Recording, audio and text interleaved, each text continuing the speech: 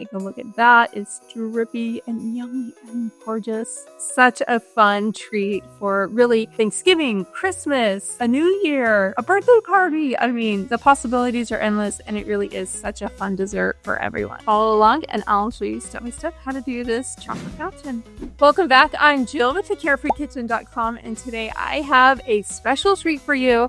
I'm going to show you how to do a chocolate fountain, and we did this for my daughter's birthday. It was such a fun party. She had all of her friends come over, and she is a chocoholic, so this was the perfect dessert for her and her cute little friends. So follow along and I will show you step by step how to prepare the chocolate, heat the chocolate, and then also some ideas for what to dip and how to dip them. Today we're using the Trader Joe's, and it also works so fantastic, and it's almost as good as the Peter's chocolate. So the first thing I'm going to do is cut it up into little pieces, and I want it less than 1 inch per piece. And to that, I'm going to add it to a double boiler. And this is like a really gentle way to melt your chocolate. You put a pan on the bottom and maybe like 1 inch of water. And then to thin it out a little bit, I like to use coconut oil. And so for the 2 pounds of chocolate, I'm going to use 3/4 cup of coconut oil. And you're just going to use a rubber spatula and gently stir this. And you want to stir it until there are just a few chunks left. And when that happens, you can just take your bowl over to the counter and let it sit for like 30 more seconds. So while your chocolate is melting, I like to get my serving plates ready, and you can really,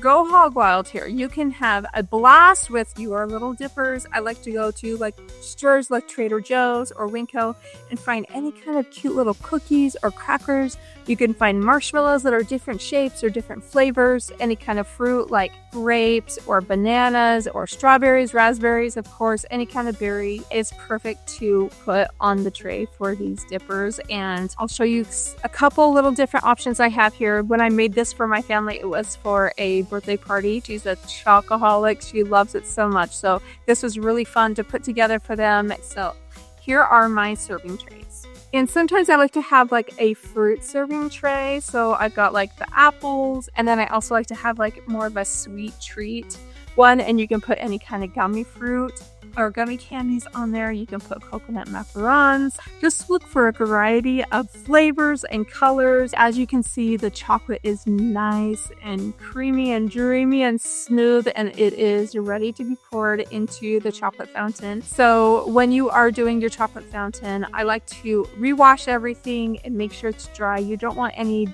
little beadlets of water in there, or else it makes a streaky chocolate. So be sure that everything is washed and everything is dried really well. This is it all assembled and ready to go. And you have a couple of options here. You can pour it into the base and have it like slowly build up, or I like to just add it to the top, and then it's just like, oh, it is so pretty. Watch for the full effect here when it like bubbles out over the top. And what you're looking for here is you want it to cover every single layer without breaking apart. Here's my chocolate fountain. Isn't it gorgeous? I just love it. And it's just like, oh, everyone wants to put their finger in. Here is my spread for my hot chocolate fountain. It is gorgeous. And of course, the best part are strawberries and chocolate. Take a look at that. It's drippy and yummy and gorgeous.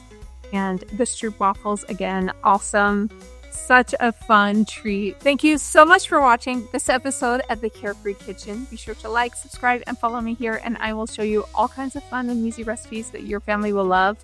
And of course, I have the full recipe with all kinds of tips and tricks on my website. So you can always go there. You can just Google the Carefree Kitchen chocolate fountain and find it easily that way, or I will put a link in the show notes as well. So thank you so much for watching, and we'll see you next time.